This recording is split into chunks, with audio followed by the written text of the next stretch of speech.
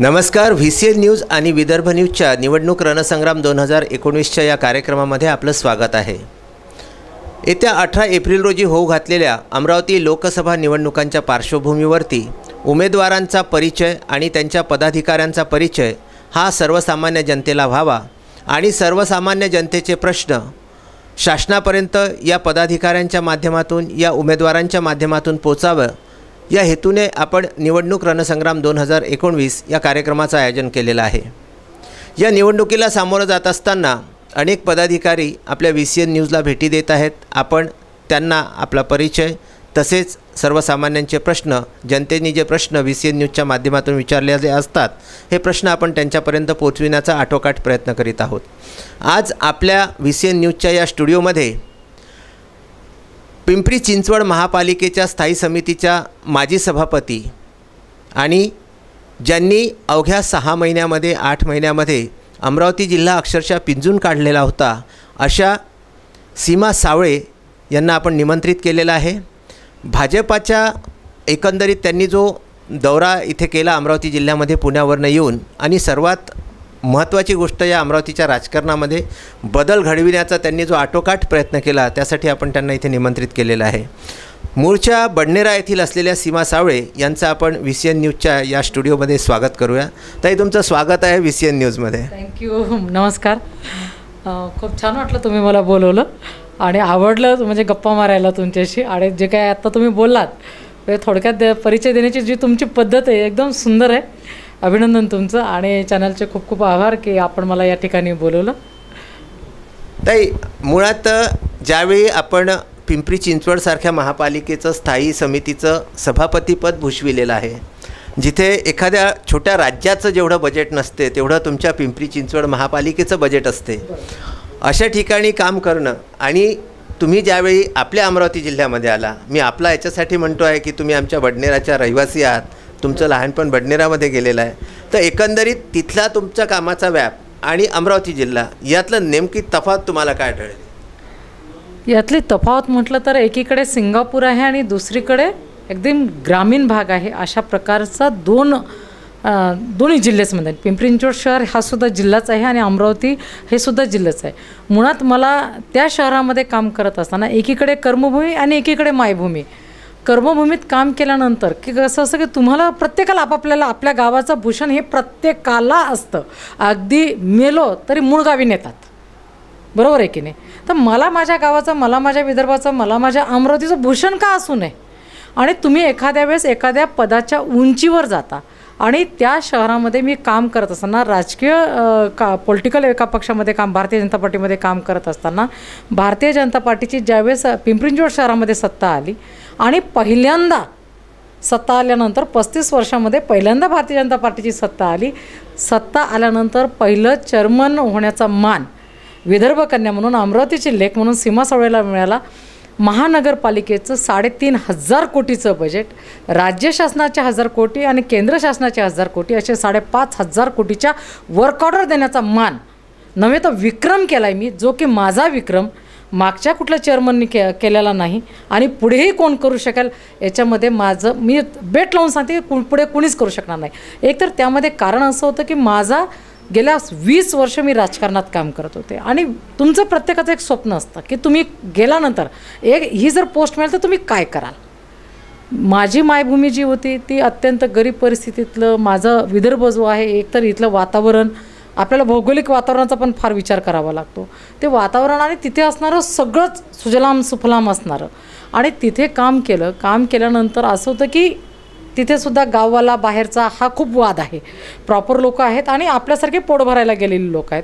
पोट भरायला बोटावर मोजण्या इतकी लोक निवडून येतात. मी सलग 3 वेळा तिथे निवडून आले तर फक्त कामाच्या भरोशावर.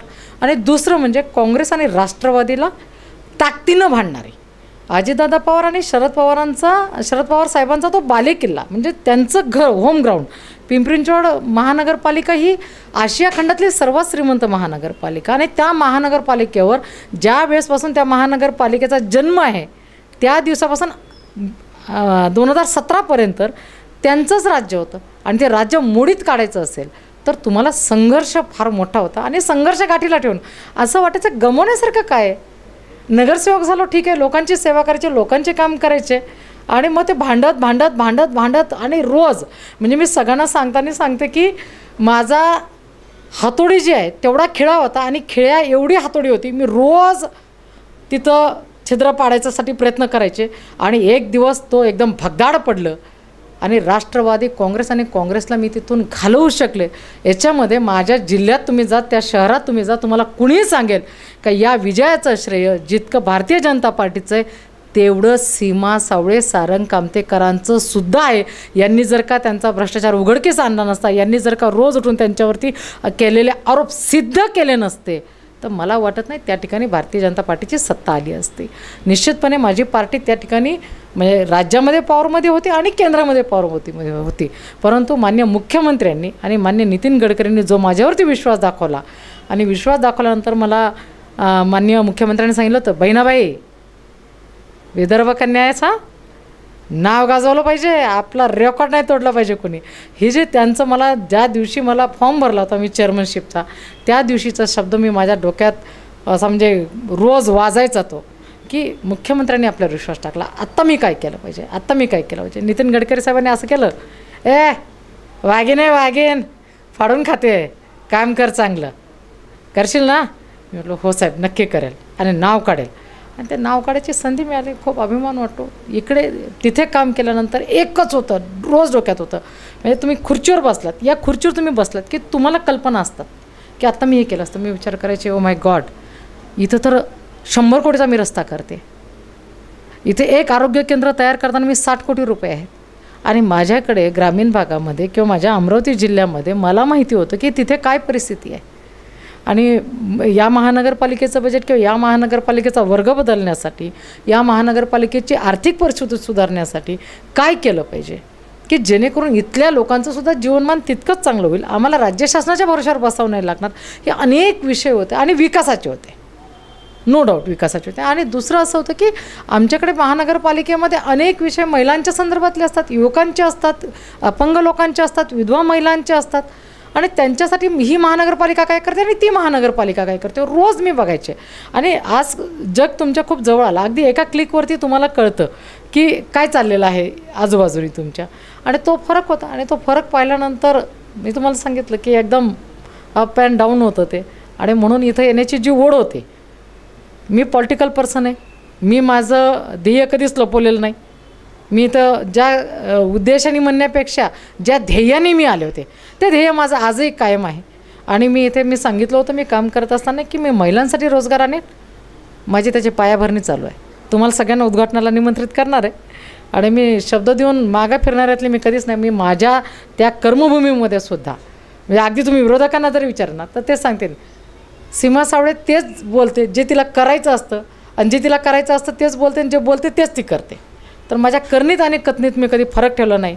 आणि म्हणून त्याची एक दहशत आहे, एक गोड दहशत आहे ती, की नाही हो तिने बोललं ना की आता ती करणारच.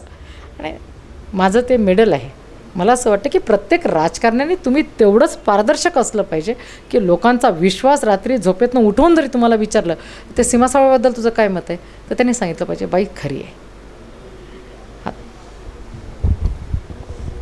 अमरावतीमध्ये ज्यावेळी आपण आलात तर सर्वप्रथम हळदी कुंकू ही थीम आपण राबविली. आणि हळदी कुंकवाच्या निमित्तानं साडी चोळीचं वाटप, ह्या 2 गोष्टी घेऊन आपण सर्वसामान्य जनतेपर्यंत पोहोचण्याचा प्रयत्न केला. अमरावती जिल्ह्यामध्ये फिरत असताना त्यातल्या त्यात मेळघाटसारख्या अतिदुर्गम भागामध्ये ज्यावेळी आपण दौरे केलेत, आमच्या माहितीप्रमाणे सुमारे 250 ते 270-280 गावांना आपण भेटी दिल्या होत्यात मोठ्या मोठ्या. तर हा जो आपण दौरा केलात याच्यामध्ये आपल्याला काय असं आढळून आलं की अमरावती जिल्ह्यामध्ये कुठल्या गोष्टी नाही आहेत आणि कुठल्या गोष्टी आणण्याची आपल्याला गरज आहे?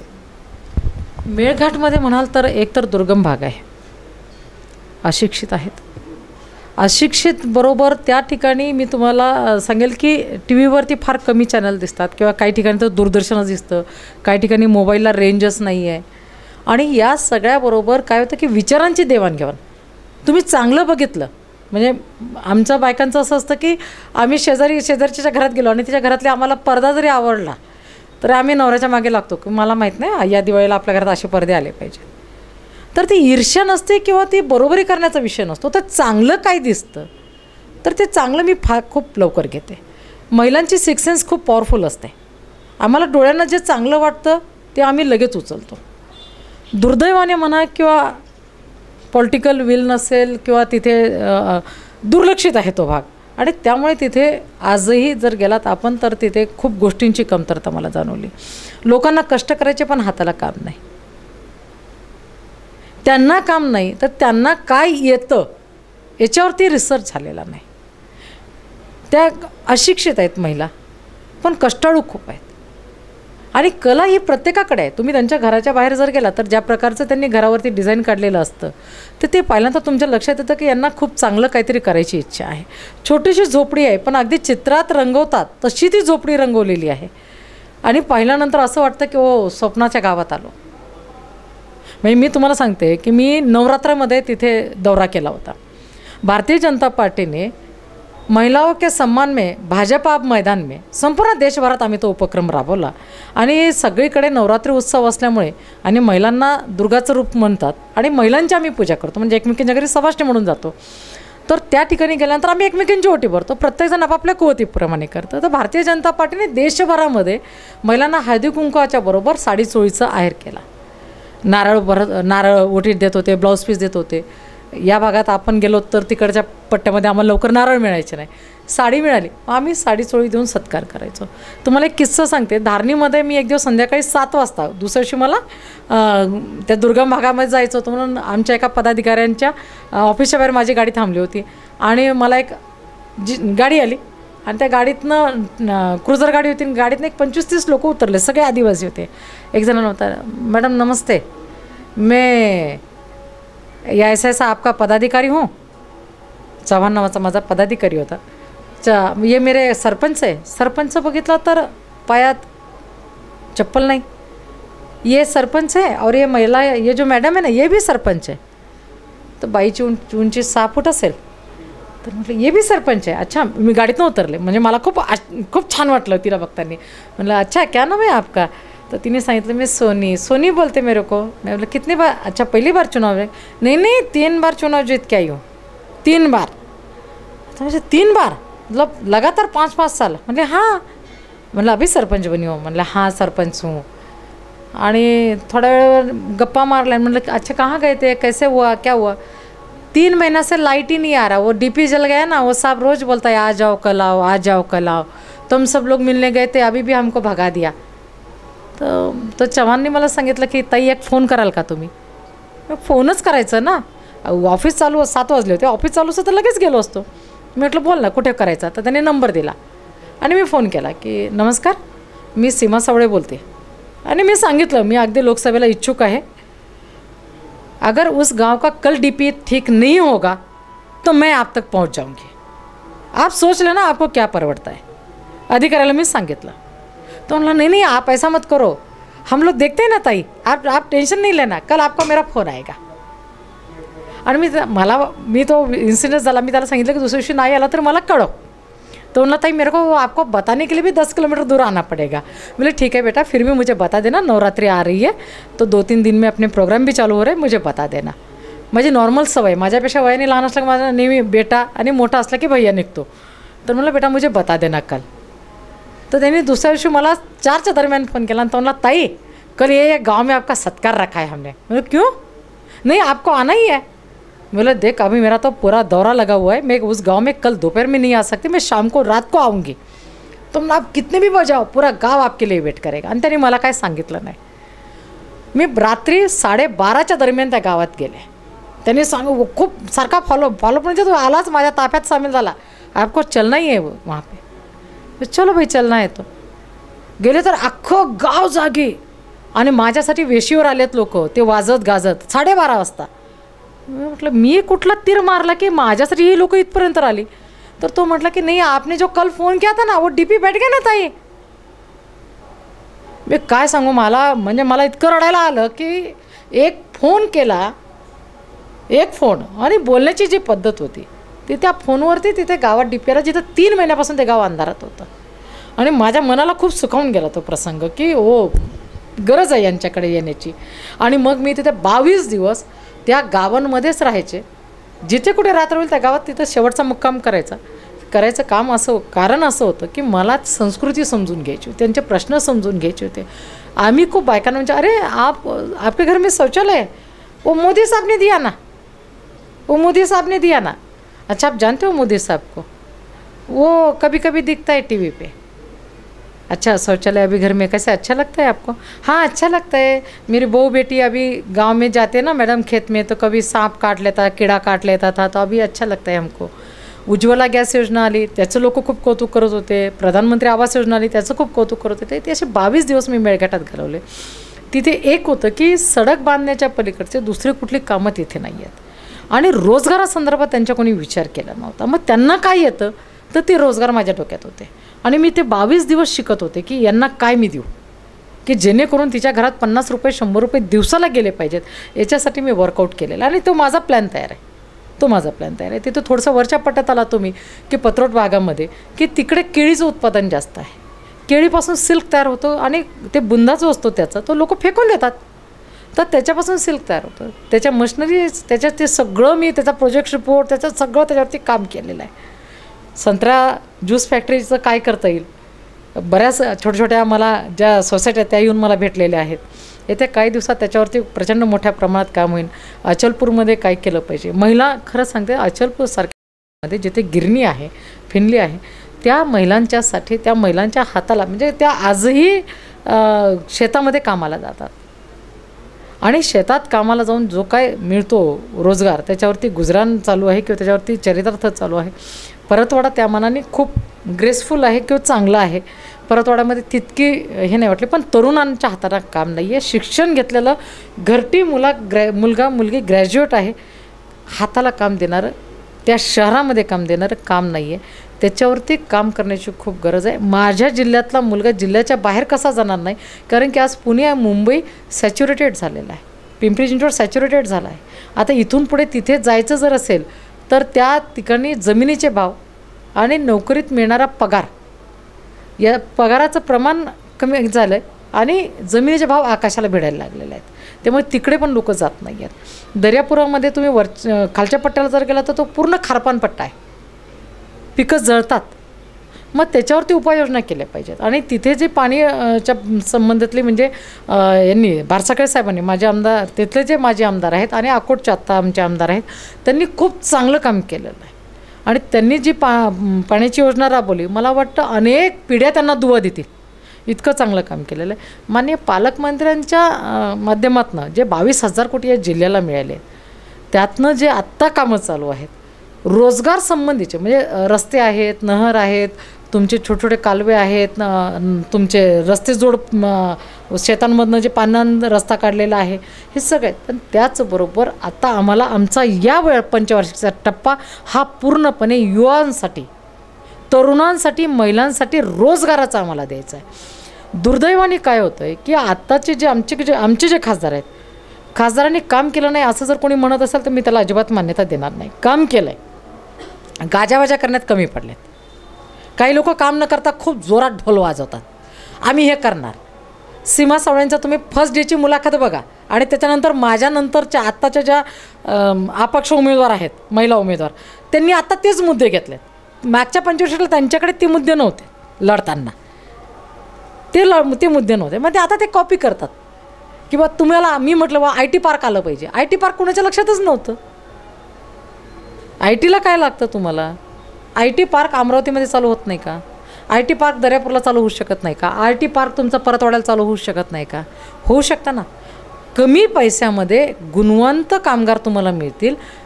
गुणवंत मी यासाठी म्हणते की त्यांच्याकडे आहे ना, कारण की ते पुणे मुंबईत त्यांना काम मिळतंच आहे त्या मुलांना, त्या मुलींना, त्या महिलांना. मग इथल्या लोकांना जर का आमचा एअरपोर्ट झाला, एअरपोर्ट जर का फुलफ्लेज आमचा चालू झाला तर मल्टीनॅशनल कंपन्या, मी अगदी अडसूळ साहेबांनी ज्या दिवशी फॉर्म भरला आणि सांस्कृतिक भवनला त्यांचा मेळावा झाला त्या मेळाव्यात सुद्धा मी सांगितलं भाषण करताना माझं की अडसूळ साहेब तुम्ही आणि मी दोघंही आपण मोठ्या शहरात काम करतो, या जिल्ह्यातल्या युवांना आणि युवतींना, महिलांना काम देण्याची, रोजगार देण्याची जबाबदारी तुमची आणि माझी आहे. जर या पंचवार्षिकला अडसू साहेब निवडून येणारच, त्यात माझ्या मनात अजिबात डाऊट नाहीच. पण त्यांनी जर का काम नाही करू शकलो तर मी सुद्धा विचार करायच्या पलीकडचं मी काम करेल. आणि माझं ते कामाच्या संदर्भातलं काम करणं माझं चालू आहे. तुम्ही अमरावतीमध्ये बऱ्यापैकी आपल्याकडे सोबत आहे. बडनेरा मतदारसंघात गेलात तर आजही आमची जी भातकुलीची जी MIDC आहे ही अत्यंत आजारी MIDC आहे. तिथे काही उद्योगधंदे नवीन आणले गेलेले नाहीत. तरुणांच्या हाताला काम नाही. रोज उठून आपला घोषणा द्यायच्या, कोणातरी नेत्याच्या मागं फिरायचं. आमचा हा पिरियड निघून गेला का तो 4 वर्ष 8 महिने आम्हाला शोधतो.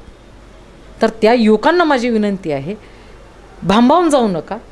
आणि कुणाच्याही म्हणजे कुणी ज्यांनी आता 10 वर्ष तुमच्याबरोबर तुमच्यावरती राज्य केलं त्यांनी तुमच्या हाताला काही काम दिलं का ते बघा. आणि दोन्ही एखाद्या चुका आमच्या नाहीत असं मी अजिबात म्हणणार नाही, पण चुका कबूल करण्याची आमची ताकद आहे. आणि चुका कबूल केल्याने त्या कमी होतात, पण त्याची आम्ही दुरुस्तीसुद्धा करणार आहोत. तुमच्या हाताला कोणी काम दिलं आहे का तर नाही दिलं आहे. रोज उठून घोषणाबाजी करून मला मोठं म्हणून, मला भारी म्हणून तुम्हाला मिळतं का काम? तुमच्या घरातली चूल पेटते का तर अजिबात नाही. तर तुमची चूल पेटवण्याची जबाबदारी राजकीय पक्ष म्हणून आणि सत्ताधारी पार्टी म्हणून माझी आहे. आणि ती माझ्यावर एकदा जबाबदारी टाकून बघा तुम्ही. मी ज्या पक्षाचं काम करते का युतीमध्ये आज माझा जो उमेदवार आहे त्याच्या मागे जर तुम्ही आलात तर तुमच्या घरातली चूल बंद राहणार नाही याची जबाबदारी मी घेते. आणि मी पहिलेच सांगितलं की माझी ख्याती आहे, मी जे बोलते तेच मी करते आणि जे मला करायचं असतं तेच मी बोलते. त्यामुळे कुणाच्याही याला दबावाला बळी पडू नका आणि कुणाच्याही भुलतापांना बळी पडू नका. मला सांगा साहेब, खासदार बनण्यासाठी मिनिमम एज्युकेशन तर पाहिजे. अचलपूर जिल्हा घोषित करायचा तर म्हणते खासदार करा. जिल्हा घोषित करायचा असेल तर तुम्हाला राज्य शासनाकडे मागणी करावी लागते ना. तुम्हाला केंद्राकडे जाऊन पाठपुरावा नाही करावा लागत. राज्य घोषित करायचं असेल तर केंद्राकडे पाठपुरावा करावा लागतो. त्यासाठी तुम्हाला खासदार व्हायचं लागेल. दारूबंदी करायची, मला खासदार करायचा, मला खासदार करा. अचलपूर जिल्हा करायचा, मला खासदार करा. हे काही प्रश्न आहेत का साहेब? दारूबंदी निश्चितपणे झाली पाहिजे. महिला म्हणून माझं समर्थन आहे, नव्हे तर माझं एक पाऊल पुढे आहे त्याच्यात. परंतु त्यासाठी खासदार होण्याची गरज नाही. मग खासदारकीचे काय प्रश्न आहेत आणि तुम्ही राज्य लेवलचे काय प्रश्न आहेत हे समजून न घेता ज्यावेळेस तुम्ही उघडपणे भाषण करता आणि ओपनली जनतेला ज्यावेळेस तुम्ही फसवता त्यावेळेस मात्र मला चीड येते. हे जे काही चाललेलं आहे जनतेने कळून घेतलं पाहिजे. अँटी इन्कम्पन्सी सारखंच निवडून आलं की येतेच तुमच्याबद्दल, परंतु खोटं पण तुम्ही खूप बोलता हो, खूपच खोटं बोलता. भातकुली MIDC तुमच्याकडे आहे ना. तुमच्या घरातला आमदार गेले 10 वर्ष तिथे आहे. त्यांनी तिथे काय दिवे लावलेत? चला, तुम्ही अडसुळांना प्रश्न करता, अभिनंदन तुमचं. पण तुमच्या घरात सुद्धा आमदार आहे, मग तुम्ही काय दिवे लावलेत तिथे? तुम्ही म्हटलं त्यांनी जाहीर केलं होतं 21,000 लोकांना म्हणे आम्ही किराणा दिला. तो किती? 2,000 रुपयाचा. 21,000 कोणीला 2 करा. तुम्ही इन्कम टॅक्स तरी तेवढा भरलाय का? त्याच्यावरती एखादी याचिका जर दाखल झाली तर तुमची आहे ना ती सगळी प्रॉपर्टी जप्त होईल. कारण तुम्ही एखाद्या चॅनलवरती बोलता, तुम्ही पब्लिकली बोलता, पब्लिकली तुम्ही स्टेटमेंट करता. तुम्ही वाटलात आमचं काही म्हणणं नाही, परंतु ते किराणा गेली 10 वर्ष तुमचे पती तिथे आमदार असतानासुद्धा 10 वर्ष लोकांना आजही तुमच्या किराण्याची वाट बघावी लागते. याची तुम्हाला लाज वाटत नाही का? का तुम्ही सक्षम करू शकला नाहीत? का युवकांच्या हातांना काम देऊ शकला नाहीत? का महिलांच्या हातांना तुम्ही काम देऊ शकला नाहीत? वॅगन फॅक्टरीमध्ये ज्या लोकांच्या जमिनी गेल्यात त्यांचे PADA घेऊन, पॉवर ऑफ अटर्नी घेऊन 2,000-4,000 रुपये देऊन त्या शेतकऱ्यांच्या तोंडांना जी पानं पुसलीत त्याचं उत्तर कुठे आहे? तुम्ही लोक तुम्हाला प्रश्न विचारतायत. मग तुम्ही अडसूळ साहेबांना नाव ठेवता आणि तुम्ही आमदार आहे तर तुम्ही काय केलं त्याच्यात? तुम्ही काही सांगायचं नाही का? तुम्ही जनतेला बांधील नाही का? हेच होते ना सांगणारे, CM मेरे पीछे है. त्यांनी काय तो पोल बिल घेतला मध्यंतरी भरपूर, मी कुठल्या पक्षाकडनं उभं राहावं. का नाही कुठल्या पक्षाने उभं केलं? कोणीच नाही ना केलं साहेब. फसवणूक आहे ही जनतेची. आणि जनता दूधफळी नाही हो, अजिबात नाही. मला असं वाटतं की ज्यावेळेस तुम्ही एक बोट दुसरीकडे दाखवतात 4 बोटं तुम्हाला पण विचारतात ना तुम्ही काय आहे ते. तुम्ही अडसूळ साहेबांना नाव ठेवत होतात, पण मी 4 लोक विचारत होते ना, बाई हे 10 वर्षाले आमदार आहेत, यांनी काहीच केलं नाही. तुम्ही फसवलंच, तुमच्या शाळा उभ्या राहिल्यात. आज तुम्ही लाखो रुपये डोनेशन घेऊन तिथं शाळांमध्ये तुम्ही तुमचं चालू आहे कार्यक्रम तुमचा जोरात. अडसूळांनी शाळा उभी केली का मला दाखवा, सरकारी जमिनीवरती कमी दरात घेऊन. अडसूळांनी एखादा कारखाना स्वतःच्या पोराला काढून दिला का मला दाखवा. अडसूळांनी एखादा कारखाना कमी दरामध्ये पैशांमध्ये घेऊन स्वतःचा कुठं बंगला बांधला का मला दाखवा. आरोप करता कुणावर करतो, काय करतो. अडसूळ साहेब हे गेले 20 वर्ष खासदार आहे साहेब, आणि त्यांच्यावरती आरोप करणाऱ्या कॅन्डिडेट एकदाही ग्रामपंचायतसुद्धा निवडून आलेले नाहीत. त्यामुळं तिथे काय काम करावं लागतं आणि काम करण्यासाठी काय झटावं लागतं हेच माहिती नाही. त्यामुळे आरोप करून तुम्ही मोठे होत नाही. आरोप करून तुम्हाला सवंग सस्ती लोकप्रियता मिळते, आणि तसे लोक आहेत तुमच्या मागं पळणारे. ते पळणारे पळू द्यात, निवडून तर अडसूळ साहेबच येणार आहे, युतीच येणार आहे. तेव्हा माझं काही मनात शंका नाही. आणि या जिल्ह्याचे प्रश्न आहेत, या जिल्ह्याचे प्रश्न सोडवण्यासाठी मी दिलेला शब्द मी पाळण्यासाठी मी आजही कटिबद्ध आहे, आणि मी पाळणार. येत्या काही दिवसात पुढच्या एवढी आचारसंहिता संपली की ऑगस्ट महिन्यात तुम्हाला सगळ्यांना उद्घाटनाला बोलवते, आणि तुम्ही या आणि तुम्ही बघा. राजकारणाकडे आणि राजकारणाकडे लोकांची दिशा दृष्टी बदलवण्याचं काम निश्चितपणे सीमा सावळे करेल. माझं भारतीय जनता पार्टी ही लोकांसाठीची पार्टी आहे. आमच्याकडे घराणेशाही चालत नाही. एखाद दुसरा अपवाद सोडला तर आम्ही घराणेशाहीला फार थारा देत नाही. पण आम्ही लोकांसाठी आहेत. उद्या तुम्ही आलात, तुम्ही चांगलं काम केलं, तुम्ही आमचा नेता. आमच्याकडे नेता हा मुशीतनं तयार होतो, तो कष्टातनं तयार होतो, तो जातो दऱ्याखोऱ्यांमध्ये फिरतो, तो लोकांचे प्रश्न समजून घेतो. ज्यावेळेस तो प्रभावीपणे बोलायला लागतो, प्रभावीपणे काम करतो, मग आमचा नेता तयार होतो. आमचा वारसानी कुठं नेता तयार होत नाही. माझा नवरा आमदार आहे तर मला खासदार करा. तुम्हाला खासदार केलं म्हणजेच काय जिल्ह्याचे प्रश्न सुटणार आहेत का? प्रश्न आहे माझा अमरावतीच्या जनतेंना. नवरा आमदार आणि बायको खासदार झाली म्हणजे प्रश्न सुटणार आहेत? इतके कामसू आहेत तुम्ही, आणि बाकी सगळे बिनकामाचे आहेत. एक व्यक्ती आपण 10 वर्ष निवडून देतो आहे आमदार म्हणून. त्यांच्याकडनं कामाची अपेक्षा करा, त्यांच्याकडनं काय असेल विकासाची अपेक्षा करा, त्यांचा काय लेखाजोखा घ्या. आणि इथे अडसूळ साहेब आहेत, ते माजी केंद्रीय मंत्री आहेत, चांगलं काम केलेला व्यक्ती आहे, निर्व्यसनी आहे, तुम्हाला त्रास देत नाही. आता लोकांचं कसं असं दिसत नाही म्हणजे काय, विजिबिलिटी नाही म्हणजे काय. दिसले नसतं तर लोकांनी 10 वर्ष तर निवडून दिलं नसतं ना साहेब. हां, एक आहे त्यांना, अडसूळ साहेबांचं एक आहे की त्यांना ढोल नाही बडवता आला, जे की बाकीचे लोक माहीर आहेत त्याच्यामध्ये, ढोल बडवण्यामध्ये. अडसूळ साहेबांचं कसं की मी काम करतो, जनतेला दिसतं. गाड्या चालू केल्यात ना, लोकांचे प्रश्न सोडवतात ना, पासपोर्ट ऑफिस आणलं आहे ना, विमानतळ मार्गी लावतायत ना, मार्गेच लावतायत ना. खासदारकीचे काय प्रश्न आहेत हे अडसूळ साहेबांना परफेक्ट कळलेले आहेत, आणि म्हणून ते काम करतात. ज्यांनी ग्रामपंचायतच लढवले नाही त्यांच्याकडनं तुम्ही काय अपेक्षा करणार आहेत? ते तर म्हणतातच आहे ना, दारूबंदी करायची, मला खासदार करा.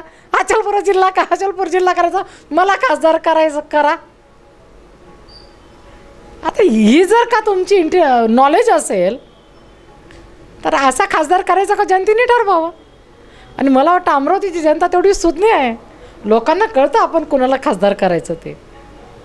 तुम्हाला IT पार्क येणार, तुम्हाला विमानतळ येणार, तुम्हाला मोठ्या कंपन्या येणार, महिलांच्या हातांना रोजगार मिळणार.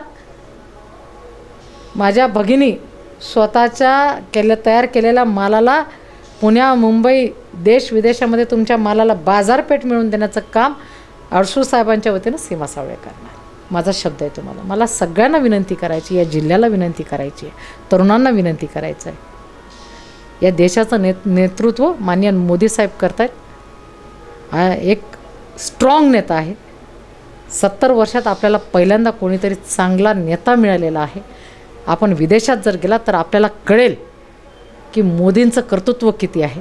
आणि आता आपण जे पाहिलं सर्जिकल स्ट्राईक, लोक म्हणतात त्याचा भांडवल करता. आता नाही केला तर अडसूळ साहेबांसारखी आमची अवस्था होते.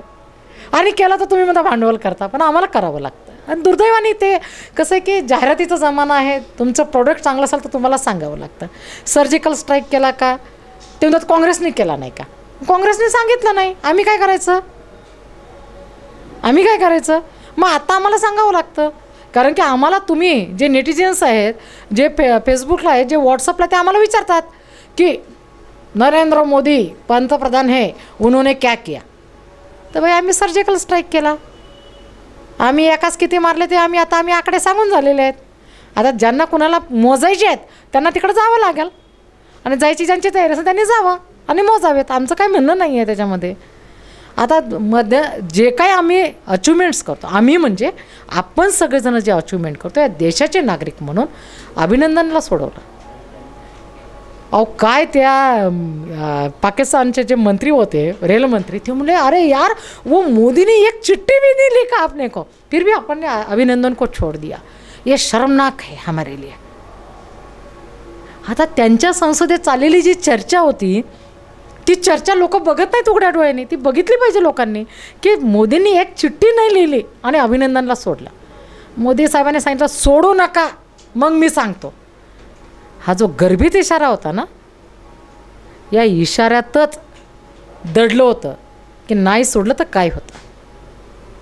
आमचं तर सैन्य होतं साहेब, सैनिकावर आमचं प्रेम आहे. हा देश सैनिकांमुळे सुरक्षित आहे, आणि त्यांची सुरक्षितता निश्चितपणे आता प्रधानमंत्री म्हणून मोदी साहेबांचे. आता तिन्ही दलांचे अध्यक्ष कोण, काय कोण, हे सगळं इतिहास भूगोल जरा बघायला पाहिजे, लोकांनी शिकलं पाहिजे. मला असं शिकलं की बरं असतं, कारण की शिव्या देताना तुम्ही जर का प्रधानमंत्र्यांना देत असाल तर हार पण प्रधानमंत्र्यांनाच घातले पाहिजेत, मग त्यांनी अचिव्हमेंट केली तर. आणि ते थोडंसं पचनी पडत नाही हल्ली लोकांना. मला असं वाटतं की आम्ही चांगलं काम केलेलं आहे या जिल्ह्यासाठी. माननीय पालकमंत्री असतील, डॉक्टर सुनील देशमुख असतील, म्हणजे आज आपण जेवढे काही पूल पाहतो, मला एक वाटत नाही की देशमुख साहेबांनी कुठलाही उड्डाण पूल करताना, रस्ता करताना कुठे कंट्रोवर्सी झालेली. महापालिका जिंकली, अहो कंट्रोवर्सी नाही झाली. मग त्यांनी कधी त्यांच्या विरोधात कधी अशा वेगवेगळ्या रूमर्स नाही आले तुमच्याकडे. कामच केलं देशमुखांनी, डॉक्टर सुनील देशमुखांनी. आज तिकडे रमेशजी बुंदिले आहेत आमचे, कमी बोलतात आमचे आमदार, एकदम सरळ साधा सच्चा माणूस आहे. आत एक बाहेर एक असंच आहे, मग आतल्या गाठीचं नाही, बोलणारे एक करणारे एक अजिबात नाही, सरळ माणूस आहे, चांगलं काम करतो. आमचे बिलावेकर आहेत आमदार मेळघाटमध्ये, एकदम तुम्ही बघा साहेब, तरुण उमदा तुमचे पंचायत समिती तीनदा निवडून आलेला, आज आम्ही तिथे आमदार दिलेला आहे. एकदम चांगला निर्व्यसनी माणूस आहे, चांगलं काम करतो. रोज तुमच्या दारात येऊन तुमचा उमरा झिजवत नाही, कारण की त्यांना ती सवय नाही हो.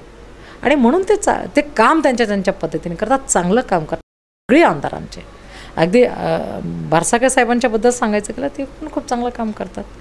आज इथे आमचे तुषार भारतीय असतील, आमचा प्रदेश प्रवक्ता शिवराय कुलकर्णी असतील, माझे दोन्ही जिल्हाध्यक्ष असतील, जयंत डेहनकर तर माझे बालपणीचे मित्र आहेत, शिवराय कुलकर्णी, जयंत डेहनकर, आम्ही एका गल्लीत लहानाचे मोठे झालेले आहेत.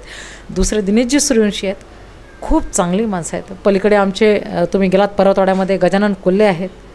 ही सगळी इतकी माणसं ताकदीने काम करणारी आहेत आणि गोरगरिबांसाठी काम करणारे, कारण मुळात हे सगळे गरीब आहेत आणि म्हणून हे गरिबांसाठी काम करणारे आहेत.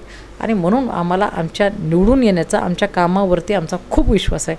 अडसूळ साहेब निवडून येतील एवढं मात्र निश्चित आहे. आणि तरुणांसाठी आणि महिलांसाठी जे काही काम करायचं आहे त्यासाठी आम्ही बांधीलच आहोत साहेब. आम्ही शब्द दिला, आम्ही शब्द पाळू.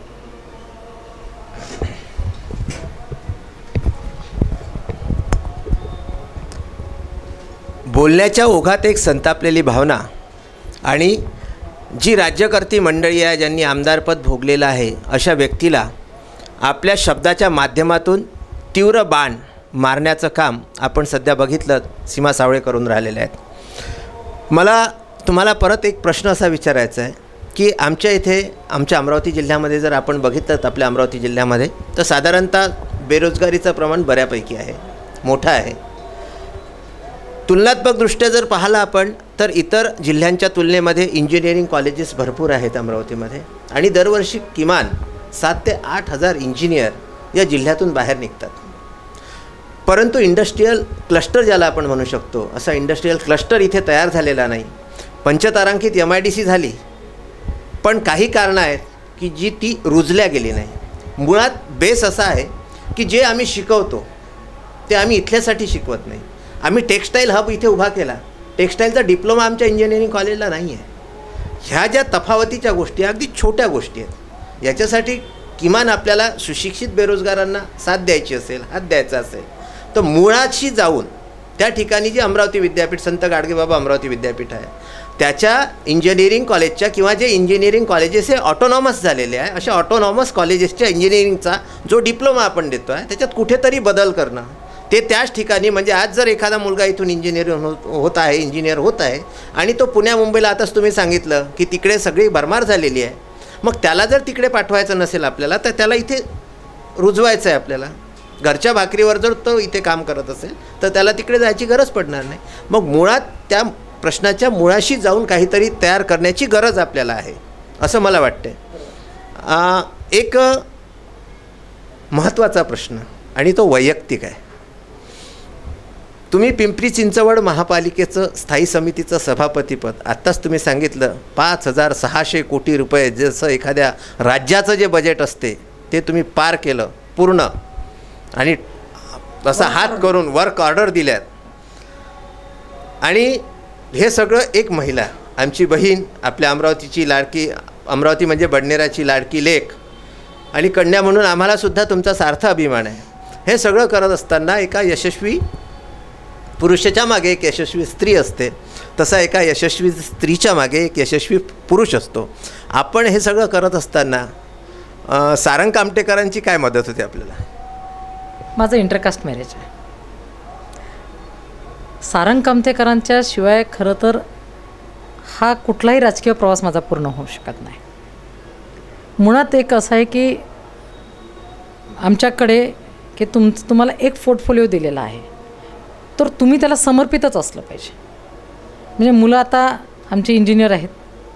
माझा सगळ्यात लहान मुलगा तर रायसोनीला शिकलेला आहे, बडनेराला त्यांनी इलेक्ट्रिकल इंजिनिअरिंग केलं. आणि मला सांगायला अत्यंत अभिमान वाटतो की माझी मायभूमी आहे, मातृभूमी आहे माझी, या जिल्ह्याची लेक म्हणून लोकांनी माझं खूप जंगी स्वागत केलेलं आहे. माझ्या मुलाला आम्ही दोघांनी पण विचारपूर्वक इथे ठेवलं. आम्ही सगळे इंजिनिअरिंग कॉलेज पुण्याचे पाहिल्यानंतर एक लक्षात आलं की इलेक्ट्रिकल हा जो पार्ट आहे किंवा ते जे सेक्शन आहे ते सर्वात चांगलं, खूप मोठ्या मोठ्या अधिकाऱ्यांना भेटलो. आणि मी विचारायचे की कुठे चांगलं एज्युकेशन मिळतं त्याचं तर सगळ्यांनी सांगितलं विदर्भात आणि त्यातल्या त्यात अमरावतीत. अक्षर तुम्हाला खोटं वाटेल, मुलाला मी GH रायसोनीला ठेवलं, त्याचा डिप्लोमा इथे, डिग्री इथे, तो आज जर्मनीला आहे. तो रिन्युएबल एनर्जीमध्ये MS करतो आहे. आणि खूप अभिमान आहे माझ्या मुलाचे. किमान एक 400-500 मित्र, म्हणजे सोनी म्हणून आपला जो नगरसेवक आहे प्रणित, तो माझ्या मुलाचा मित्र आहे. आणि हेच यांच्या सगळ्यांच्यासाठी मी त्यांची आईच होते, त्यामुळे खूप पळत होते बिचारे माझ्यासाठी आणि आजही पळत आहेत. तर ही सगळी जी मंडळी होती आणि खूप चांगलं एज्युकेशन आपल्याकडे आहे. आणि हे एज्युकेशन घेत असताना मिस्टरांनी एक ठरवलं होतं की मोठा मुलगा आहे तो सिव्हिल इंजिनियर आहे आणि त्यांनी एन्व्हायरमेंटमध्ये MS केलं आहे. मुलगी डेटा सायंटिस्ट आहे. डेटा सायंटिस्टमध्ये तुम्ही कुठलाही बिझनेस ओपन करा, त्याच्यासाठीचे प्लस मायनस काय आहेत मार्केटमध्ये, तुमच्या गावातल्या मार्केटला, तुमच्या जिल्ह्याच्या मार्केटला, तुमच्या देशाच्या मार्केटला आणि इंटरनॅशनल काय, ह्याच्यामध्ये माझी मुलगी सायंटिस्ट आहे. आणि सगळ्यात लहान जो आहे तो अजून MS करतो आहे रिन्युएबल एनर्जीमध्ये. मी तो बघतो की रोज मला तो फोटो टाकतो की मी ओ माय गॉड, हे काय टाकलं बेटा, हे तू कसले फोटो घाण आहे, ते काहीतरी विचित्र आहे. मम्मा तो मानवी वेष्टांपासून एनर्जी कशी तयार होईल जर्मनीमध्ये, जनावरांच्या विष्ठेपासून एनर्जी तयार करायचं काम चालू आहे, ती शिकतो आहे. आणि मानवी विष्ठेपासून एनर्जी तयार होते, ॲक्च्युली कन्सेप्ट खूप नवीन आहे. आणि हे कोण करतं तर बाबा घरात ते इंजिनियर असल्यामुळे, सारंग इंजिनियर असल्यामुळे त्यांनी मुलांना सगळ्यांना अशा फील्डमध्ये टाकलं की ज्याच्यामध्ये कायमस्वरूपी पोरं काम करू शकतील, देशाच्या उभारणीमध्ये यांचा वाटा असला पाहिजे म्हणून करतील. आणि मी तुम्हाला सांगितलं की आमचं सिलेबस असतो घरी, की ते सांगतात की तू आज पालिकेत गेलीस ना, तुला काहीच प्रश्न पडला नाही म्हणजे तू 0 आहेस, तू काही काम करू शकत नाही, तू राजीनामा दे, तू घरी वास. साहेब, मी विरोधी पक्षात असताना म्हणजे माझी पार्टी ज्यावेळेस विरोधी पार्टी म्हणून तिथे काम करायची, तर मंथली जो अजेंडा असतो आपला काम आमच्या नगरसेवकांचा, की मंथली आमची जी सभा असते त्याच्यामध्ये काय विषय आहेत. आणि ते मला म्हणायचे ते वाचलं की ते म्हणजे तुला जर प्रश्न पडला नाही तर तू राजीनामा देऊन टाक सीमा, तू त्या लायकीची नाहीस. तर मला खूप प्रेशर आहे असं की काही गोष्ट मी BA झालेली हो, मी माझा आर्ट मला कसं कळणार ना ते इंजिनिअरिंगचं. तर ते म्हणजे असं काही नसतं की जगात असं काही नाही की तुम्हाला काही कळत नाही. तुम्ही एकदा वाचलं तर तुम्हाला काही कळणार नाही, दोनदा वाचलं तर तुम्हाला क्लिक होईल थोडंफार, 3दा 4दा 5दा. अहो लहान मुलं जसं वर्कआउट म्हणजे ते अभ्यास करतात ना तसा मी अभ्यास करते. आणि माझे मिस्टर म्हणायचे की बाबा की मी तुला काही शिकवणार नाही, हे वाचून काढ, वाचलं की तुला काय प्रश्न पडतो तो लिहि. आणि लिहिलं की ते पुस्तक घ्यायचं नियमांचं, मग तो प्रश्न आणि तुला मिळालेलं उत्तर ते बरोबर आहे का, तर नसेल तर मग परत वाच. मग त्यांनी कुठे नियमात गफलत केली का, काही केलं का. अगदी शिक्षक शिकवतात ना तसं, म्हणजे ते दुरून शिकवायचे, दुरून नाही. हे तू बघ, मी राजकीय कार्यकर्ता आहे, मी सगळं आहे, तू जरी असलीस इथे त्या पदावर जरी असले मी तुझ्यासाठी इंटरफेअर करणार नाही. पण ज्यावेळेस चेअरमन झाले, तुम्हाला सांगते तिथे काम करणं सोपं नाही. कोळशाची खाण आहे ती, तिथं हिराही सापडतो ना, अंगावर धुळी खूप उडते तुमच्या, तुम्ही काळं पण होता त्यामध्ये. काम करत असताना ज्या दिवशी मी चेअरमन झाले त्या दिवशी त्यांनी मला सांगितलं, म्हणजे मी थोडीशी ॲग्रेसिव्ह मोडची आहे, मला राग येतो लवकर, राग येतो म्हणजे खोटारडी असली की मला राग येतो. हां, खोट नाही, मला माणूस खोटं बोललं की तळपायच्या कसं मस्तकाला जाते की. आणि त्यांनी सांगितलं की तुम्ही आता या खुर्चीवर बसला, तुम्हाला खूप मोठी पॉवर आहे, तुमचं दिवसाचं कॅलेंडर कर. एप्रिल महिन्यात मी चेअरमन झाले, 3 तारखेला मी चेअरवर बसले. ते म्हटले पुढच्या वर्षी फेब्रुवारी 28ला तुला हा पदभार सोडायचा आहे, कॅलेंडर कर, किती दिवस किती महिने किती तास आहेत आणि ते सगळं कर. आता मी म्हटलं आजच चेअरमन झाले, लोकांनी एवढे फुलहार घातले, पेपरला मोठ्या बातम्या संपूर्ण मीडियामध्ये. आणि त्यांनी मला सांगितलं होतं जेवढे कॅमेरे क्लिक होत आहेत लक्षात ठेवायचा, हा कॅमेरा खूप धोकेबाज आहे, ज्या दिवशी तू चुकशील त्या दिवशी या कॅमेरापुढे येताना तुला लाज वाटेल, त्यामुळे चुकायचं कसं नाही याच्याकडे जास्त लक्ष दे. सही कुठं करायची याचं डोक्यात ठेव, याच्या फ्लॅशवरती जाऊ नकोस. हे उचलतात तितक्या फास्ट आणि टाकतात तितक्याच फास्ट. आणि ते इतकं घर केलं त्यांचं म्हणणं माझ्या इथे. मी घरी आले एकदम निवांत बसलो दोघं. रात्री 1:30 वाजता त्यांनी मला आम्ही सांगितलं, ते म्हटलं की काय काम करणार आहेस मला तू सांग, मी नागरिक आहे. आणि असे बसले अगदी, मी नागरिक आहे, मला तुम्ही चेअरमन म्हणून तुम्ही सांगा तुम्ही काय काम करणार आहात. भांबावून गेली मी त्यांच्या प्रश्नाने. ते म्हटले तुम्हाला तुमच्या डोक्यात असं ना तुम्ही चेअरमन म्हणून काय. म्हटलं आहेत ना, काय करणार. मग मी त्यांना सांगितलं की इतके आरक्षण आहेत, हे आरक्षण मला विकसित करायचे. इतके ही नवीन गावं महानगरपालिकेत 97 साली आलेत, 2017 आलं, 20 वर्षाच्या कालावधीत यांचा विकास झालेला नाही, इथे कोणी लक्षच दिलेलं नाही. तर इथे मला काम करायचं आहे, इकडे मला काम करायचं, इकडे मला काम करायचं. आणि मी त्यांना जे सांगितलं म्हणजे ते बघत होते आणि थोड्या वेळाने हसले. म्हटले मला असं वाटलं की तुला चेअरमन करून मलाच पहिला पश्चाताप होईल का, पण मला असं वाटतं की नाही, म्हणजे माझी बायको म्हणून तो सोडून दे, पण एक चेअरमन म्हणून तू 100% सक्सेस होशील, पण याच्यासाठी मात्र तुला खूप मेहनत घ्यावी लागेल. मी सांगितलं की मला तुमच्याशिवाय शक्यच नाही. आणि कुठल्याच महिला ज्या कोण राजकारणात आहेत त्यांना त्यांच्या घरच्या पाठिंब्याशिवाय त्या सक्सेस होऊ शकत नाही. आम्हाला कुटुंब असतं, म्हणजे तुम्ही घरात आलात, घरात गेलात की तुमची बायको तुम्हाला ताट वाटते. आणि मला असं वाटतं ज्या ज्या महिला राजकारणात आहेत त्या सगळ्या महिलांनी कुटुंब आपलं सांभाळलंच पाहिजे, या मताची मी आहे. कारण की ते जर नसेल ना तुमच्या भोवती तर तुमच्या कितीही कर्तृत्व करा, तुम्हाला काही उपयोग नसतो. शेवटी तू थकली का हे विचारणार तुम्हाला घरात माणूस पाहिजे. आणि तू चांगलं केलंस किंवा तू चुकलीस हे सुद्धा तुम्हाला रागवणारा पण पाहिजे आणि तुम्हाला सल्ला देणारा पण व्यक्ती तुमच्या घरा कुटुंबापेक्षा तुम्हाला कोणच नसतं. तर यांनी मला जे काही शिकवलं आणि जे काही ते मला सांगत होते म्हणजे इज माय गाईड. म्हणजे माझा तुम्ही फेसबुकला जरी गेलात त्यांच्या वाढदिवसाला मी लिहिते, माझा मेंटॉर आहे ते, त्यांच्याशिवाय मी अपूर्ण आहे. आणि त्यांनी जे जे आयुष्यात मला शिकवलं, मला असं वाटतं की ज्यावेळेस पुरुष पुढे जातो ना तर आम्ही अगदी खांद्यावर, माझा नवरा आहे ना नगरसेवक आहे, तो समाज काय म्हणतो, ओ त्या नगरसेवकाच्या बायको आली बरं का. आणि ज्यावेळेस एखादी महिला नेता असते आणि ती ज्यावेळेस पुढं असते आणि तर त्याच्याकडे बिचारा म्हणून बघतात. ही समाजाची एकतर आपण काय काय अजून आपण मातृसत्ता स्वीकारलेलं नाही. आपला देश पुरुष प्रधान आहे आणि मला भूषण आहे माझ्या देशाचं. या संस्कृतीत सुद्धा मला भूषण आहे.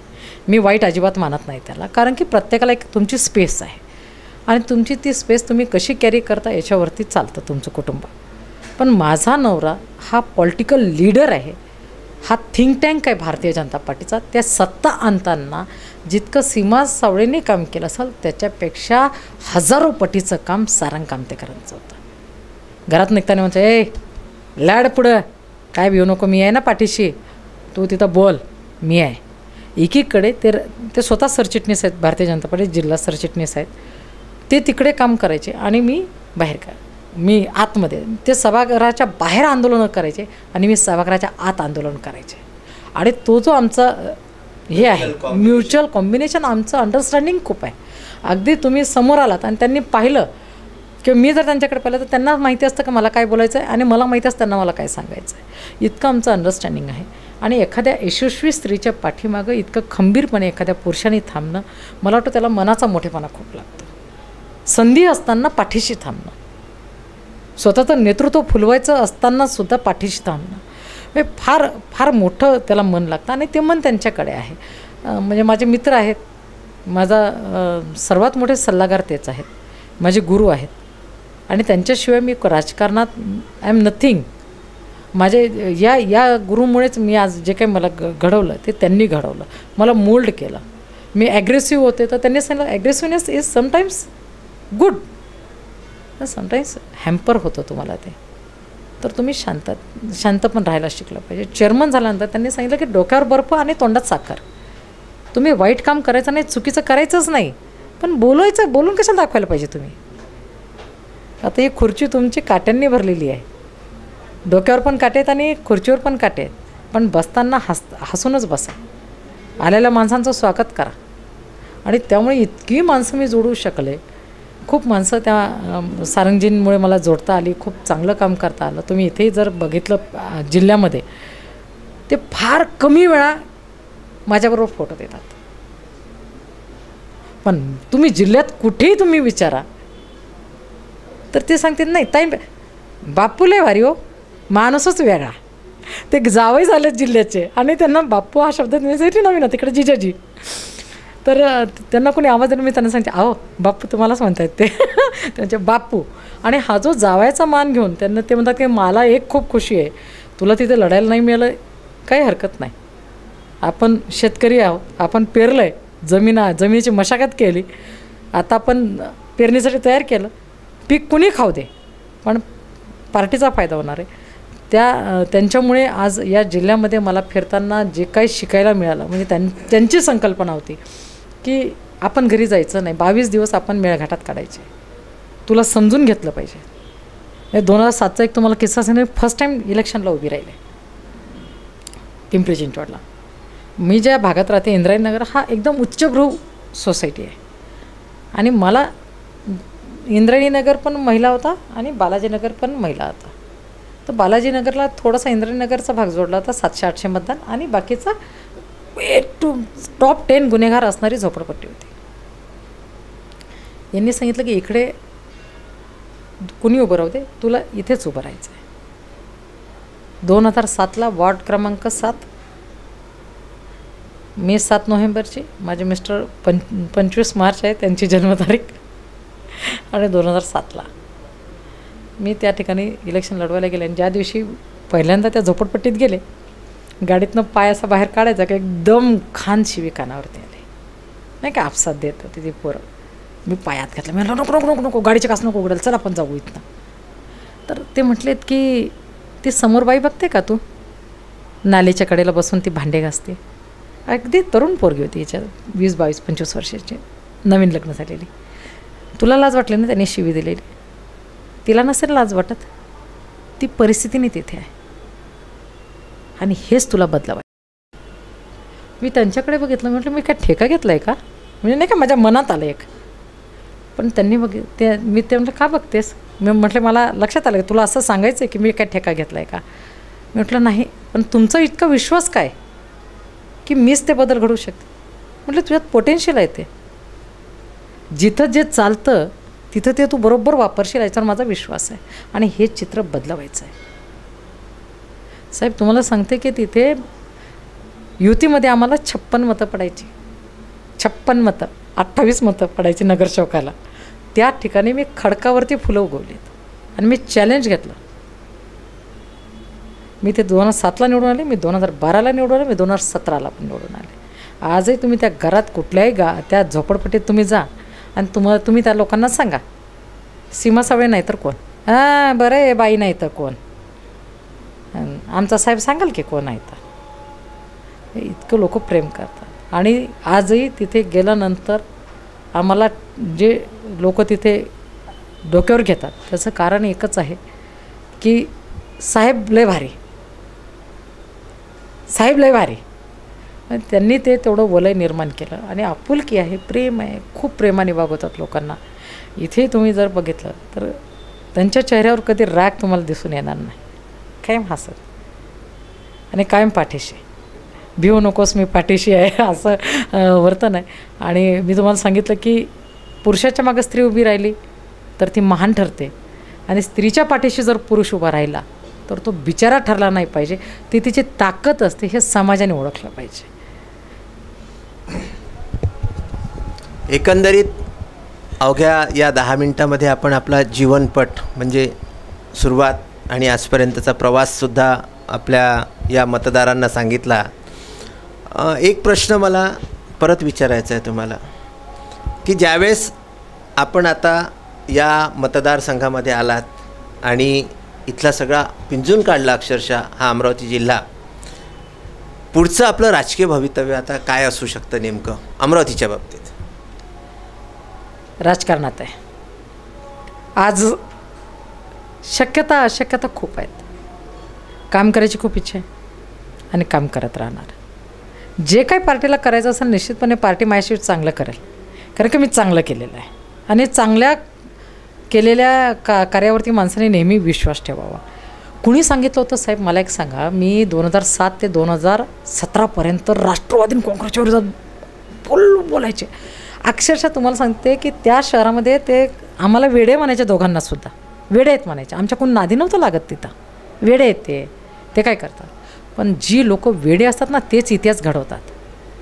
ते वेड घेऊन मी इथं आले आणि वेडे लोक इतिहास घडवतात आणि मी इतिहास घडवणार. मी इतिहास म्हणजे काय की लोकांचा इतिहास माझ्या नावावर लिहून घ्यायची मला सवय नाही. मी इतिहास घडवणारी आहे आणि मला असं वाटतं माझ्या मनगटात रग आहे आणि मी काम करणारी आहे आणि काम करणाऱ्या कार्यकर्त्यांना काही वाटत नाही. म्हणजे बघा आता मला असा विषय आहे की 6-8 महिने मी इथे लोकसभेचा कॅन्डिडेट म्हणून मी फिरत होते. पण ज्या दिवशी माझ्या पार्टीने निर्णय घेतला युतीचा, त्या मुमेंटला सेम मुमेंटला मी अडसूळ साहेबांचे कार्यकर्ता म्हणून मी काम करायला सुरुवात केली.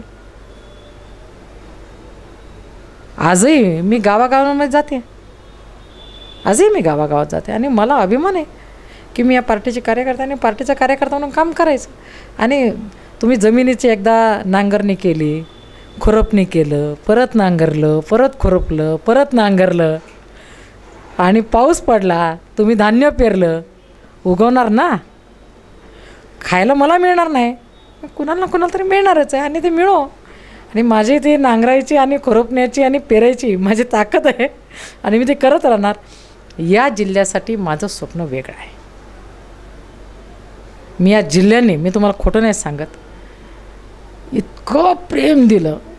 गावागावात गेलं की आमची लेक आहे, आमची पोरगी आहे, आमची लेक आहे, आमची पोरगी आहे, आमची लेकीने आमची लेक कर्तबगार आहे. हे जे लोकांच्या मनावर मी राज्य केलं आहे, राज्यच केलं आहे, मी खोट नाही सांगत. मी गेल्यानंतर अशा बायका जे काय म्हणजे नाही का हे करायच्या ना, चेहऱ्यावर हातबीत फिरवायच्या, मला एकदम भारी वाटायचं. मला कधी जेवायची कधी काळजी वाटली नाही. कुठल्या घरी आपल्याला जेवण तयारच असायचं आणि ते जमिनीवर बसून खाण्यात जे सुख आहे ते कशातच नाही. आणि ते मला प्रेम मिळालं आणि ते माझं राजकीय वाटचाल माझी जी काय असेल, पण इथं सामाजिक वाटचाल मात्र मी करेन. आणि मी एक आहे की मैं भी चौकीदार हूँ, चुनकर तो 800 साहब ही आएंगे, उनके ऊपर भी नज़र रखने का काम मैं ही करने वाली हूँ और आजू बाजू में मेरी नज़र तो पक्की रहने वाली आहे. आणि मला आनंद आहे की मी त्या भूमिकेत राहून मी इथं काम करणार. माझी राजकीय वाटचाल पार्टीच्या बरोबर असेल. तर मला वाटतं सुरुवातीला पण पत्रकारांनी मला प्रश्न विचारला होता, तुम्ही काय करणार? मी सांगितलं पार्टीचा निर्णय, पार्टीबरोबर राहायला आवडेल. आणि इतकं चांगले लोक आहेत, प्रधानमंत्री एवढा कर्तबगार व्यक्ती या देशाला मिळाले आहेत, नितीन गडकरींसारखे.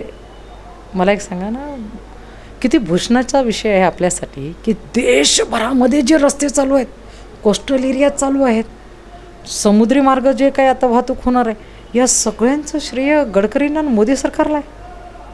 या राज्याचे मुख्यमंत्री तरुण तडफदार मुख्यमंत्री देवेंद्र फडणवीस आहेत. अभ्यासू नेतृत्व आहे. बोलायला लागलं की समोरच्या थरथरायला लागतात. या लोकांना सोडून माझं करतो मी कुठं जाऊ सांगा तुम्ही? यांच्याबरोबरच मला थांबायचं. आणि कदर करणारी पार्टी आहे. माहिती आहे तुम्हाला, घरातनं झोपेनं उठून येऊन तुम्हाला खासदार कधी करतील सांगणार नाही. अशी माझी पार्टी आहे. आणि त्यांना हिऱ्यांची पारख आहे हो, हिऱ्यांची पारख आहे त्यांना. आणि ते भलं करतील. आपण आपलं काम करायचं, राजकीय कार्यकर्ता म्हणून काम करायचं, सामाजिक काम करत राहायचं.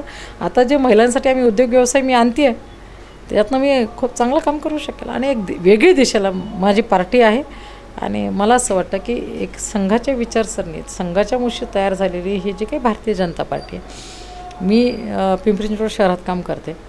तुम्ही आजही संघामध्ये तिथे कोणालाही विचारा की सीमा सावळे तुमच्यासाठी किंवा सारंग कामतेकर तुमच्यासाठी काय करतो, तर ते सांगतील की ज्या वेळेस आम्हाला असं वाटलं की हे काम यांच्याकडनं करून घ्यावं, त्यावेळेस 101% त्यांनी काम केलेलं आहे. तर काम करणाऱ्या लोकांच्या बरोबर राहिलं की तुमचं ऑटोमॅटिक तुम्ही ते मोल्ड होत राहता. तेव्हा मी काम करत राहणार. पुढे राजकीय पटलावरती आहेतच ना आपण बोलायला. आणि त्यावेळेस तुम्ही सगळेजण असणार आहेत. आणि ज्या वेळेस मला असं वाटेल की माझ्या पार्टीला कोणीतरी तिथे अडचणीत आणतं आहे, त्यावेळेस त्यांनी एकदा माझा हा चेहरा लक्षात ठेवावा. हा जितका सोज्वळ आहे तितकाच तो आक्रमक आहे आणि तितकाच तो अभ्यासूसुद्धा आहे. मी जरी भारतीय जनता पार्टीत काम करत असले, मी महात्मा गांधींना जरी मानत असले, तरी मी सावरकरांच्या पण विचारांची आहे. हे पण कोणी विसरता कामा नाही. या गालात मला तर हा गाल मी कधीच पुढं देणार नाही. जशास तसं उत्तर देण्याची माझी तेवढीच ताकद आहे. आणि म्हणून तुम्ही बघितलं असाल 6 महिने माझ्याकडून नादी लागायला पण नाही आलं. त्याचं कारणही तेच होतं. त्यांना माहिती होतं ज्या गावच्या बोरी आहेत त्याच गावच्या बाबळी आहेत. तर माझ्याकडून नादी लागायला नाही. आणि नादी लागले असते तर जागा किती लवकर दाखवली असती. म्हणजे आजचं जे काही तुम्ही चित्र बघताय ते चित्रात ते दिसले पण नसते तुम्हाला. त्यामुळे राजकीय पटलावरती मी आहे, सामाजिक पटलावरती पण मी आहे. आणि राजकारणी आहे. राजकारणात काहीही होऊ शकतं. सगळ्या शक्यता गृहीत धरायच्या. आत्ताच्या जे काय तुम्ही पाहिलं असेल, भारतीय जनता पार्टीने ज्या प्रकारचे लोक पार्टीत घ्यायचं काम चालवलेलं आहे, आज या पार्टीत हा शिवी दिली का दुसऱ्या दिवशी आमच्याच बरोबर. हे जे काही आहे हे कशाचे लक्षण आहे? तर हे काम करतो आणि लोकांना तर विश्वास वाटायला लागला भारतीय जनता पार्टीबद्दल का हेच काहीतरी वेगळं घडवू शकतात. आणि खरंच घडवणारी माणसं आहेत, काम करणारी माणसं आहेत. अडसूळ साहेबांकडनं, म्हणजे मी परत एकदा तुमच्या माध्यमातून सगळ्या मतदारांना आवाहन करेल, अडसूळ साहेबांकडनं तुमच्या ज्या काही मागण्या अपुऱ्या राहिल्या असतील त्या मागण्या मी पूर्ण करेल. माझ्यावरती विश्वास ठेवा. तुमची लेक आहे आणि लेकीवरती तर आई बाप सगळीच दुनिया भरोसा करते. तिच्या पुढे तर सगळेच जण तिच्यावरती प्रेम करतात आणि तुमच्या प्रेमाचा मी कधी अपमान करणार नाही. माझ्यावरती विश्वास ठेवा. अडसूळ साहेबांकडनं काही जरी करायचं राहिलं असेल तर मी इथं आहे. माझ्याकडे बघून आपण सगळ्यांनी अडसूळ साहेबांच्या पाठीशी जावं. मनातले सगळे किंतु परंतु बाजूला काढा आणि त्यांच्याबरोबर चला. एक नवीन पर्व, विकासाचं पर्व आपण या ठिकाणी चालू केलेलं दिसेल. आणि ते त्यांच्याकडनं कसं करून घ्यायचं याच्यासाठी मी आहे ना. पालकमंत्री आहेत, सुनील देशमुख आहेत, रमेशजी बुंदिले आहेत, 2 जिल्हाध्यक्ष आहेत, शिवराय कुलकर्णी आहेत, आमचे सगळे पदाधिकारी आहेत इथे. तुम्ही फक्त विश्वास ठेवा. विश्वासाने एकमेकांच्या बरोबर हातात हात घेऊ आणि चालू. बाकीच्यांचं सोडून द्या हो.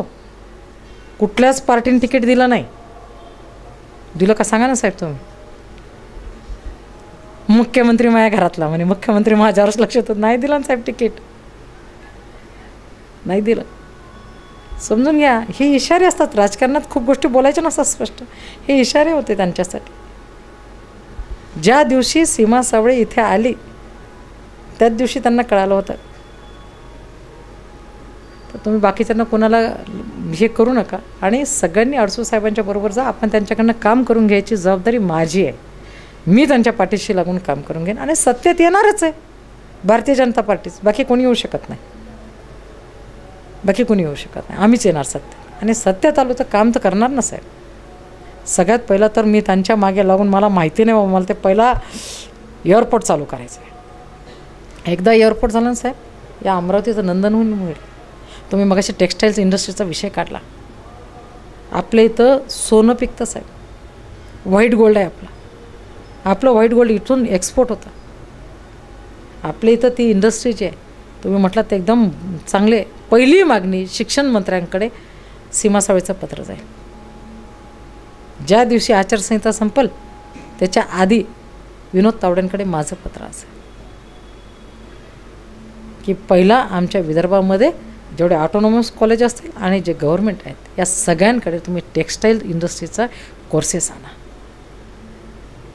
फूड्सच्या संदर्भातले जे काही प्रिझर्वेटिव्ह आता आपण मोठ्या मोठ्या कंपन्या बघतो या सगळ्या, इथे संत्र्याचं मार्केट फार मोठं आहे, त्याच्या संदर्भातले इंजिनिअरिंगचे कोर्सेस आणा. या 2 मागण्या मला करायच्या आहेत आणि माझ्या खूप मला लागतं ते खूप. आणि कुणाला वाटत नाही साहेब आपलं माहेर आपलं गाव भारी असावं. अरे ती झोपडी असल्यासाठी माझ्यासाठी चंद्रमौळी असते, ती माझ्यासाठी बंगलाच आहे ना. तर माझा जिल्हा आहे, या शरीरात रक्त या जिल्ह्याचं आहे साहेब आणि हे तितकंच उसळतं. माझ्या गावाला कोणी नाव ठेवलेलं मला चालत नाही. मी खूप इमोशनल आहे. मला कोणी विदर्भाला ते म्हणतात ना अनुशेष भरून काढायचं, माझे तळपाय जाग मस्तका जाते साहेब. आम्ही सांगतो आम्ही काही भिकारी नाही हो, स्वाभिमानी आहे, स्वाभिमानी आहे. आमच्यावर निसर्गपही कोपतो. आम्ही तुमच्या दारात भीक मागायला येत नाही, आम्ही भीक मागायला येत नाही, आम्ही स्वाभिमानी आहेत. आम्ही जे खातो आमच्या कष्टाचंच खातो. आमच्याकडे ऊनही तेवढंच तापतं, आमच्याकडे थंडी तेवढीच आहे, आमच्याकडे पाऊसही तेवढाच पडतो. नदी नसतानासुद्धा आमच्या इथं पूर येतो. आम्ही भीक मागायला नाही जात, आम्ही स्वाभिमानी आहेत. आम्हाला खूप वाटतं नाही जे काय खाऊ ना आमच्या कष्टाचंच खाऊ आम्ही. मला माझ्या जिल्ह्याला कोण नाव ठेवलं मला नाही सहन होत, अजिबात नाहीच सहन होत. आणि या जिल्ह्याने खूप मोठे मोठे नेते दिले. मी मागच्या 2-3 आठवड्यापूर्वी मी दिल्लीला गेले होते साहेब. मी त्याच्या आधी पण खूपदा दिल्लीला गेले आणि युती झाल्यानंतर अडसूळ साहेबांचं तिकीट जाहीर झाल्यानंतर मी दिल्लीला गेले आणि मी प्रतिभा राष्ट्रपतींचं ते निवासस्थान बघितलं. मी विचार केलं 550 म्हणजे ह्या 550 लोकांचा हा जो संपूर्ण देश चालवतात, 150 कोटी 130 कोटी लोकांचं देश 550 लोक चालवतात फक्त. आणि त्या 550मध्ये माझ्या प्रतिभाताई पाटील ह्या तिथे राहत होत्या दिल्लीमध्ये. खूप भूषण वाटलं आणि एक थॉट आला मनामध्ये, एक विचार आला की 125 कोटीच्या म्हणजे 130 कोटी आज आपली लोकसंख्या आहे. 550 लोक निवडून जातात आणि त्याहीमध्ये प्रतिभाताई पाटील माझ्या जिल्ह्याची बाई ताई, त्या एवढं रिस्पेक्टेड पर्सन, त्यांच्या एवढ्या मोठ्या घरात राहत होत्या. काय भूषण वाटलं असं ना. आणि एक वेगळा विचार आला त्या दिवशी त्यांचं ते निवासस्थान पाहिल्यानंतर. खूप छान वाटलं, खूप अभिमान, खूप गर्व वाटला मला माझ्या जिल्ह्यावरती. मी तुम्हाला सांगितलं मी खूप पॉझिटिव्ह आहे. माझ्या माहेराचं नाही, सगळ्याच पोरी असतात, सगळ्याच असतात, सगळ्याच पोरी. आमचं माहेर कसंही असू दे, आमचं माहेर आम्हाला सोन्याची, आम्हाला ती सोन्याचं वाटतं घर. म्हणजे आम्हाला असं वाटतं की आमच्यापेक्षा भारी, आमच्यापेक्षा श्रीमंत, आमच्यापेक्षा चांगलं कोणीच नाही. तर माझा जिल्ह्यापेक्षा जास्त चांगलं कोणच नाही. प्रत्येकाला भूषण आहे, मलाही आहे.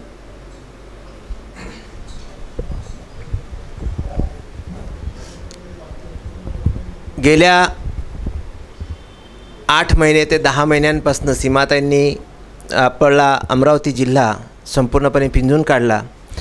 पिंपरी चिंचवड महापालिकेच्या स्थायी समितीचं सभापतीपद त्यांनी भूषविलं आणि लोकसभेच्या उमेदवार म्हणून सुद्धा त्या रिंगणात उतरल्या होत्या. युती झाल्यामुळे त्यांना जरी हा मतदारसंघावरती आपला अधिकार दाखविता आला नाही, परंतु त्यांची कार्य करण्याची जी शैली आहे ती सर्व विख्यात झालेली आहे, सर्व दूरपर्यंत पोचलेली आहे. आणि त्यांनी सर्व मतदारांना हे सुद्धा सांगितलेलं आहे की मी जरी इथे नसली तरी अडसूळ तुमच्या नेतृत्व करीत आहेत आणि त्या त्यांच्याकडनं सगळ्या कामाची अपेक्षा करून घेतील, ती कामं करून घेतील. येत्या 18 एप्रिल रोजी होऊ घातलेल्या या लोकसभा निवडणुकीसाठी सीमाताईंना आपण आज आपल्या VCN न्यूजच्या या स्टुडिओमध्ये बोलावलं होतं.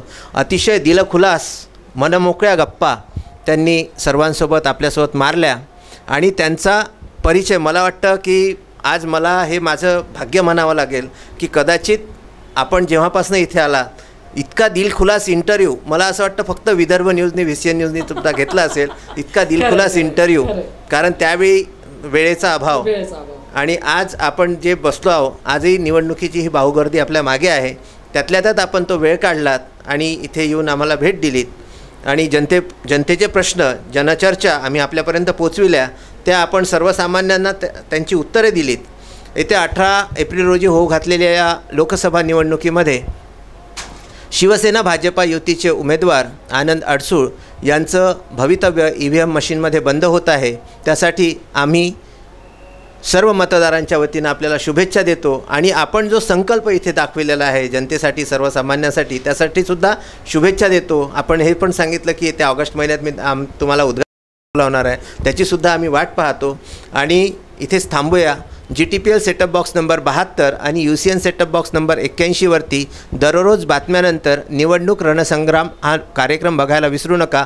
सोबतच या घाईगर्दीमध्ये आपण जरी TV बघू शकत नसलो तरी आपल्यासाठी खास करून आपलं सर्व विदर्भ न्यूज चॅनल हे आपल्या मोबाईलवरती एका क्लिकवरती आलेलं आहे. आपण लाईव्ह विदर्भवरती जाऊ शकता आणि आपला 24 तासाचा हा जो कार्यक्रम सुरू आहे निवडणूक रणसंग्राम हा सुद्धा बघू शकता. तर इथेच थांबूया. तोपर्यंत धन्यवाद. नमस्कार.